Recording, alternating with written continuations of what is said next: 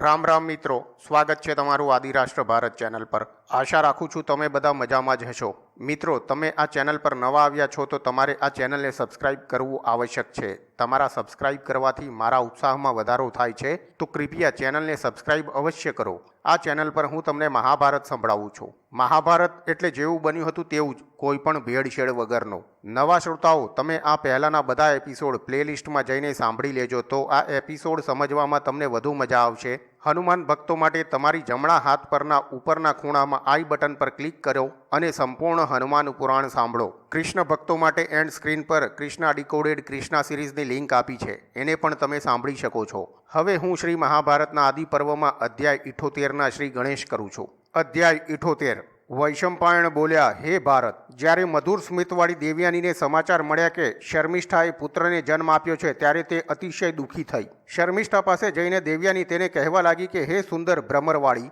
તે કામથી વશીભૂત થઈને આ કેવું પાપ કર્યું છે? શર્મિષ્ઠા બોલી, મારી પાસે કોઈ ધર્મજ્ઞ વેદજ્ઞ એક ઋષિ આવ્યા હતા। તેમણે વરદાન આપવાની ઈચ્છા વ્યક્ત કરી, એટલે મેં એમને મારા ઋતુ ધર્મના રક્ષણ માટે વિનંતી કરી હતી। હે પવિત્ર સ્મિતવાળી, હું અન્યાયયુક્ત કામાચારિણી નથી। હું સત્ય કહું છું કે મારા ગર્ભથી ઉત્પન્ન થયેલો આ પુત્ર તે ઋષિનો પુત્ર છે। દેવયાની બોલી, હે ભીરુ, જો આ સત્ય હોય તો સારું છે, પણ તું તે બ્રાહ્મણને જાણે છે? હું તે બ્રાહ્મણનું નામ, ગોત્ર અને કુળ જાણવા ઈચ્છું છું। શર્મિષ્ઠા બોલી, હે શુચિ સ્મિતા, તે બ્રાહ્મણ ઓજસ્વી અને તેજસ્વી હતા, અને સૂર્ય સમાન તેજવાળા હોવાથી તેમને જોઈને મેં કાંઈ પૂછવાનું સાહસ કર્યું ન હતું। દેવયાની બોલી, હે શર્મિષ્ઠા, જો એમ હોય તો, અને તે અતિશ્રેષ્ઠ બ્રાહ્મણથી પુત્ર લાભ પ્રાપ્ત કર્યો છે, તો તારા પર મારા ક્રોધનું કોઈ કારણ નથી। વૈશંપાયણ બોલ્યા, તે બંને એકાંતમાં હસી મજાક કરીને દેવયાની શર્મિષ્ઠાની આ વાત બરાબર છે તેમ સમજી પોતાના મહેલમાં ચાલી ગઈ। ત્યાર પછી રાજર્ષિ યયાતિને દેવયાનીના ગર્ભથી ઇન્દ્ર અને વિષ્ણુ સમાન યદુ અને તુર્વસુ નામના 2 પુત્રો ઉત્પન્ન થયા। તે રાજર્ષિથી વૃષપર્વાની પુત્રી શર્મિષ્ઠાએ ધ્રુહુ, અનુ અને પુરુ નામના 3 કુમારોને જન્મ આપ્યો। હે રાજન, થોડો સમય પસાર થઈ ગયા પછી પવિત્ર હાસ્યવાળી દેવયાની યયાતિ સાથે પેલા એકાંત વનમાં ગઈ। તે વનમાં નિર્ભયતાથી રમતા દેવોના જેવા રૂપવાળા 3 કુમારોને જોઈને દેવયાની આશ્ચર્ય પામીને આ પ્રમાણે બોલી, હે રાજન, દેવોના કુમાર જેવા આ કુમારો કોના સંતાન છે? મને લાગે છે કે રૂપ અને તેજમાં તે તમારા જેવા લાગે છે। દેવયાનીએ આ વાત રાજાને પૂછ્યા પછી તે કુમારોને પૂછ્યું, હે બાળકો, તમારું નામ શું છે? તમે કયા વંશમાં જન્મ્યા છો?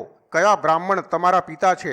તે ખરેખર કહો, હું તે સર્વ સાંભળવા ઈચ્છું છું। બાળકોએ પોતાની આંગળીઓ વડે રાજા યયાતિને બતાવ્યા અને કહ્યું કે શર્મિષ્ઠા અમારી માતા છે। બાળકો આ બધી હકીકત કહીને રાજાની પાસે ગયા, પરંતુ રાજાએ દેવયાનીની હાજરીમાં તેમને બોલાવ્યા નહીં। તેથી રડતા રડતા શર્મિષ્ઠા પાસે ગયા। દેવયાની રાજા ઉપર બાળકોની પ્રીતિ જોઈને ખરી વાત સમજી ગઈ અને શર્મિષ્ઠાને આ રીતે કહેવા લાગી, હે શર્મિષ્ઠા, તું મારે અધીન હોવા છતાં મને અપ્રિય લાગે એવું કાર્ય શા માટે કર્યું?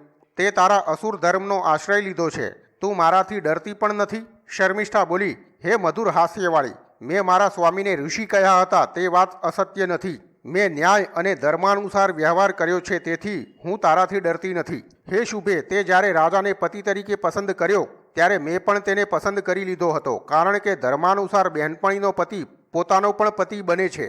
તું બ્રાહ્મણ છે, મોટી છે, તેથી મારા માટે પૂજનીય અને માનનીય છે, પરંતુ તું શું નથી જાણતી કે આ રાજર્ષિ મારા માટે તારાથી વધુ પૂજનીય છે? વૈશંપાયણ બોલ્યા, દેવયાની શર્મિષ્ઠાની વાત સાંભળીને રાજાને કહેવા લાગી કે હે રાજન, હવે હું અહીં નહીં રહું, તમે મારું અપ્રિય કર્યું છે। દેવયાની આમ કહીને આંસુ ભરેલી આંખો સાથે એકાએક ઊભી થઈને તે જ વખતે શુક્રાચાર્ય પાસે જતી જોઈને વ્યથિત બનેલા રાજા ભારે હૃદયે સન્માનપૂર્વક સમજાવતા તેની પાછળ ચાલવા લાગ્યા। પરંતુ ક્રોધને કારણે લાલ આંખવાળી દેવયાની પાછી ફરી નહીં। સુંદર આંખોવાળી દેવયાની રાજાને કોઈ પણ જવાબ આપ્યા સિવાય થોડી જ વારમાં ઉષ્ણસના પુત્ર શુક્રાચાર્ય પાસે પહોંચી ગઈ। પિતાને જોઈને દેવયાનીએ પ્રણામ કર્યા અને સામે ઊભી રહી। ત્યારબાદ યયાતિએ પણ શુક્રાચાર્યને વંદન કર્યું। દેવયાની બોલી, હે પિતા, અધર્મે ધર્મ ઉપર વિજય મેળવ્યો છે, નીચની ઉન્નતિ થઈ છે। તે વૃષપર્વાની પુત્રી શર્મિષ્ઠાએ મારું ઉલ્લંઘન કર્યું છે, અર્થાત મારી મર્યાદા રાખી નથી। હે પિતા, આ યયાતિએ શર્મિષ્ઠાના ગર્ભથી 3 પુત્રોને ઉત્પન્ન કર્યા છે। હું કમનસીબ છું, કારણ કે મારે માત્ર 2 પુત્રો છે। આ સત્ય વાત હું તમને કહું છું। હે ભાર્ગવ કવિ, આ રાજા ધર્મજ્ઞ તરીકે પ્રસિદ્ધ છે, પરંતુ હું આપને એમ પણ કહું છું કે તેમણે મર્યાદાનું ઉલ્લંઘન કર્યું છે। શુક્ર બોલ્યા, હે મહારાજા, તમે ધર્મજ્ઞ હોવા છતાં અધર્મને પ્રિય માન્યો તેથી દુર્જય એવી વૃદ્ધાવસ્થા થોડા જ વખતમાં તમને ઘેરી વળશે. યયાતિ બોલ્યા, હે ભગવાન, દાનવ રાજાની પુત્રીએ અનન્ય ચિત્તથી ઋતુદાનની વિનંતી કરી હતી, તેથી ધર્મસંમત માની મેં આ કાર્ય કર્યું છે, બીજા કોઈ વિચારથી નહીં.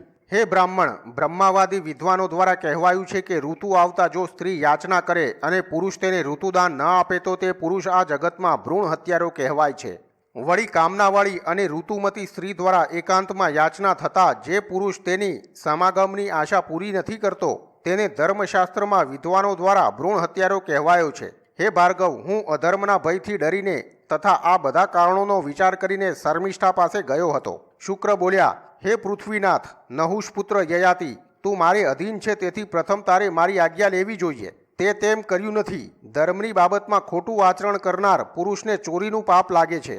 વૈશંપાયણ બોલ્યા, શુક્રાચાર્ય ક્રોધવશ બનીને શ્રાપ આપ્યો ત્યારે નહુષ રાજાના પુત્ર યયાતિની યૌવન અવસ્થા એ જ સમયે છૂટી ગઈ અને તે વૃદ્ધાવસ્થાને પામ્યો. યયાતિ બોલ્યા, હે ભાર્ગવ, હું યુવાનીમાં દેવ્યાનીથી તૃપ્ત થયો નથી.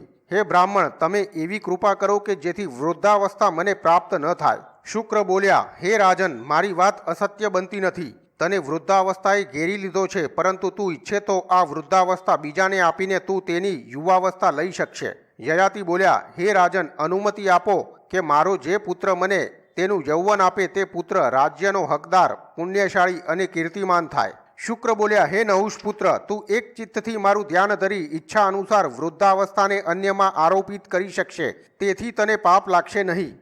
જે પુત્ર તને પોતાનું યૌવન આપશે તે પુત્ર આયુષ્માન, કીર્તિમાન, રાજ્યાધિકારી અને અનેક સંતાનવાળો બનશે. તો મિત્રો, શ્રી મહાભારતના આદિપર્વમાં 78મો અધ્યાય સમાપ્ત. મિત્રો, આશા રાખું છું કે તમને આ અધ્યાય ગમ્યો હશે. આવતીકાલે તમારા માટે લઈને આવી જઈશ મહાભારતનો 79મો અધ્યાય. કૃપયા કમેન્ટ કરીને મને જણાવો તમને આ એપિસોડ કેવો લાગ્યો. આવતીકાલ સુધી મારા તમને જય શ્રી કૃષ્ણ.